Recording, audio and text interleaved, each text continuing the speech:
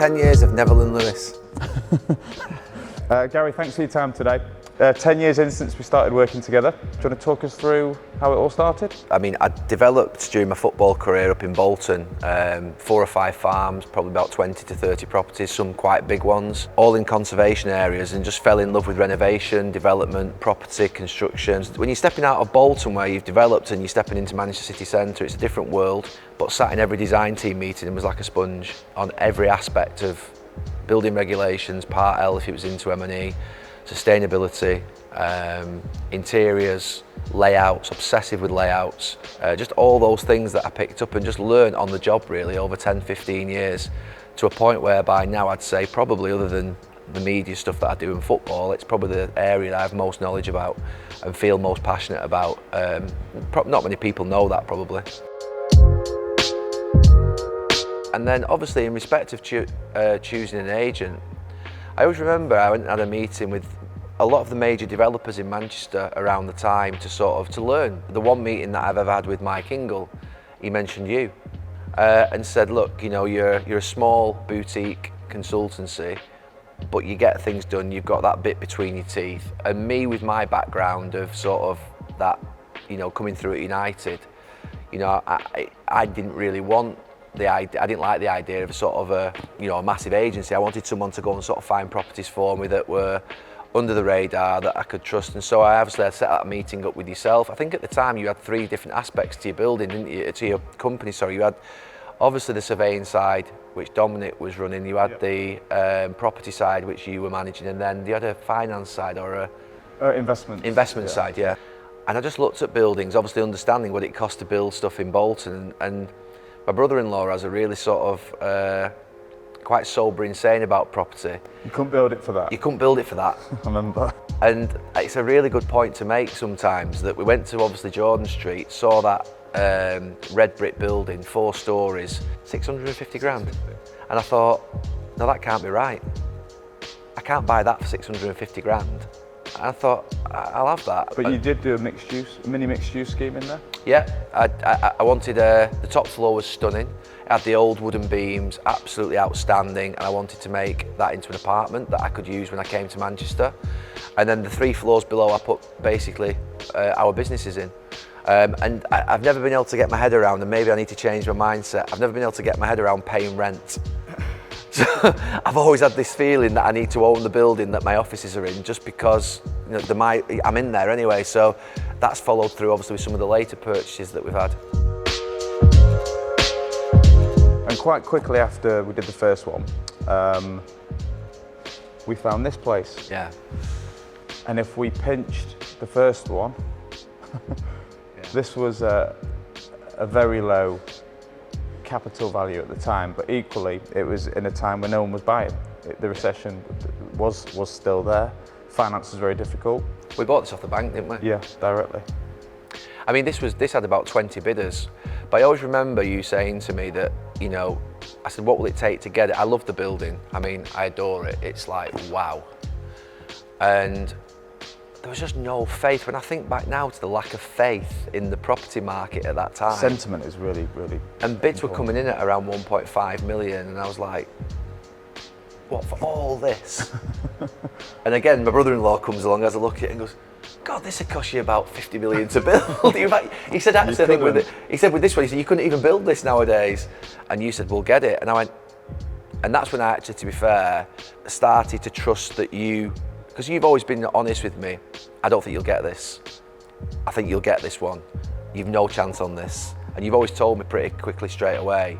And if there's a lot of sort of what would be serious people bidding, the likelihood is you're not going to get it. I mean, you know, I've got some money, but I've not got the level of money that other property developers in Manchester have got and other building owners in Manchester have got. So with this one, I just thought, right, I'm going for it. We're going for it. And this was the second building we bought, and the old restaurant, Stocks restaurant, was still in here. Restaurant that I'd been to so many times over the years. It was a brilliant restaurant. Started to just fade a little bit at the end. And obviously the lease ran out on it and they moved out and it became vacant. I'm into design, I'm into architecture, I'm into buildings, I'm into interior, I'm into all those things. And so this one, yeah, I had this vision for a members club at the beginning, if you remember. That was why I wanted this building. Been to London quite a lot, but then recognised that it wasn't really feasible at the time in Manchester, may not even be now, but that's what I wanted to do with it, and then turned it into a boutique hotel. There's more resilience with rooms. You've had a number of mini visions which have progressed the city, but actually the project on St John's, run-down offices, physios, doctors, surgeries, and actually going for creating a new niche market. Piecing those buildings together was not easy, took a lot of years, tricky negotiations, but just tell us what you've sort of created down there, because I think it's very special. Obviously when you travel to London beyond football and you see these Georgian townhouses, and then you think Manchester's really only got 1 or 2 streets that have these types of properties. Basically before the sort of private hospitals opened, that's where we'd go for our sort of treatments as players. So I've been going in these houses for sort of so long. This was 50 yards off Deansgate. Just got to know everybody on the street basically. You know, through friendship and through relationship, got those deals off market. But how good are these buildings now? I love the street, I absolutely love the street. It's amazing. Manchester needs tens and hundreds of thousands of homes because it's a brand new city really in the last 20 years in terms of living. So we need those apartment blocks, we need to make sure that we build high and we build with quality and with amenity. But we also need different types of houses, and I think there is real opportunities in Manchester's old buildings to be able to create homes, and that's happening.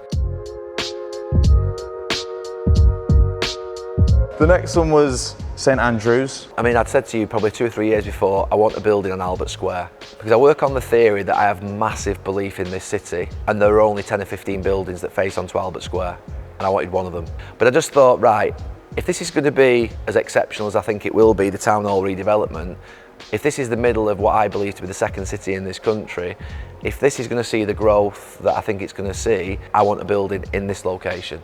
And you basically found a building that was available off the end of St Andrews. You've got to be really patient, and if you want something, you've got to really sort of start to get to know building owners and get to understand them and sort of do deals away from the sort of, if you like, for sale signs. I love that building. I genuinely love that building. I sometimes stand in front of the library and look at it and think, wow, because its most beautiful aspect is when you stand at the library and look at the side of it.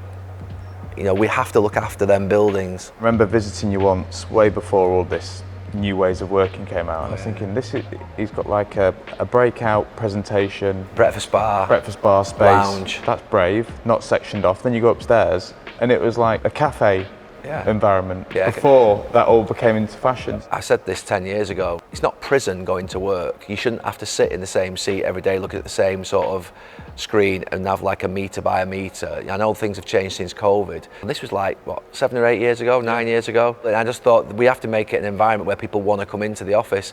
And that's why we've not had any problems getting people back into the office post-pandemic, because they always wanted to come into the office anyway because it's a good environment. And they can still have a day off, 2 days off or 3 days off if they want. But they just like coming in because it's a good environment to be in. We did a couple of leasing projects with one of your other interests in UA92, which was interesting. That's just expanded. We've just finished the basketball house new lease and also the fit out there. But I'm sure it's fair to say that your biggest ever project of your life probably is St Michael's. Just how much determination did that need? We're just starting now on site, aren't we? And you're holding your breath. What we were trying to do initially was, when I look back now, was beyond ambitious. It was monumental. We were trying to build the whole thing in one. And if you think about a 5-star hotel, then obviously residences, which again we're looking to bring forward, and then obviously 200,000 square foot of office, the debt that we'd had to have put on it was monumental. And we got close twice, and then obviously through different events, obviously it sort of fell away. Planning was the main one. we were literally ready to go to site. Did it keep you up at night, all this stuff? It didn't keep me up at night. I think that it gave me a big clip round the ear, the planning thing. You know, when you get objections to that level for what we were doing with the first scheme, it definitely made a big impact on me in terms of, you know, you can think you've got a good idea, you can think that you're right, but if you don't bring people along on the journey, you're dead. The one thing I'm proud of is that we never changed the planning permission in terms of the aspiration of what we were going to achieve, and that would have been the easiest thing in the world to do. Make it all resi, make it all commercial, build 2 small 10, 15 story sort of commercial buildings. We could have easily done that. We never did. We never once blinked, and probably there were people thought we wouldn't do it, people thought we couldn't do it, people thought we were mad. It's going to be looked upon and it's going to be judged, we're going to be judged by it, and it is the biggest thing that I've ever done. The game's on, the match has started. You know, we've been sort of, if you like, warming up for a long time, but now it's the match is on, the game's on, and I'm so focused on it. You know, you know that from that. I attend every single tenant meeting. Every presentation of the project. I feel we're a boutique developer, and I feel like I've got to give my time to people who are investing in my projects, in my schemes. And if I can't give them my time, then it's a transaction, and I don't do transactions. Everything that I do is for a reason, it's for passion of building the city or whatever it might be. I think to build this project, you definitely need to love this city and need to feel like you're doing something because it's got a big risk attached to it, but it's also got the reward with it at the end, that this is a standout project potentially, and we've got to get it right. I hate the idea of that this city can't be, I know it's never going to be London, it's never going to be Paris, it's never going to be New York, and we don't want it to be, we want it to be Manchester, but I hate the idea that we can't have certain things in this city, because this city is absolutely amazing. Would you ever think beyond Manchester? No. Salford, Trafford, Manchester, different boroughs in Manchester, yes. But I personally don't want to wake up in the morning and have to travel to see a building in Sheffield or Leeds or a design team meeting in Newcastle. I love my media career, I love my football, and I love being in this city and in Salford and in Trafford and in Bury and in Bolton, the places where I've grown up. And I feel as though my spirit belongs here and it belongs in this city. And I always say this, if someone comes up to me and says there's a shed, an industrial shed in Warrington or in Widnes, and you'll make loads of money from it, that's fine. Someone else will go and make that money. It isn't for me, because I feel as though if I don't believe in the place where I'm developing, the place where I am, it just becomes a transactional exercise. It becomes about an Excel spreadsheet, and it becomes about you making money at the end of it. And that, you know, we all want to make money. We need to make profit to employ people so that we can actually keep the world moving. So it's not an anti-profit thing. It's purely around passion and waking up in the morning. What's your favourite media or property? I love both of them when I'm doing it. You know, if I go and do an interview on the overlap with Tyson Fury, then I think, wow, what an experience that's just been. But then we're going to launch our project, and I can't wait. It's like, wow. So for me, I get equal thrill out of it. Salford and Manchester United will always be those football matches that make me scream and my veins sort of in my neck sort of stand out, because that's what gets me, that's what still gives me the thrill. You know, there's nothing that gives me the thrill like United and Salford. I missed one Salford game in the last 2-3 years, either on the link or at the stadium. I don't miss. And the United game, similarly, I would very rarely miss a United game if I can help it. Well, that's still the thing that gives me the biggest thrill, is watching my team play. But I love property and I love doing the interviews and the media stuff as well.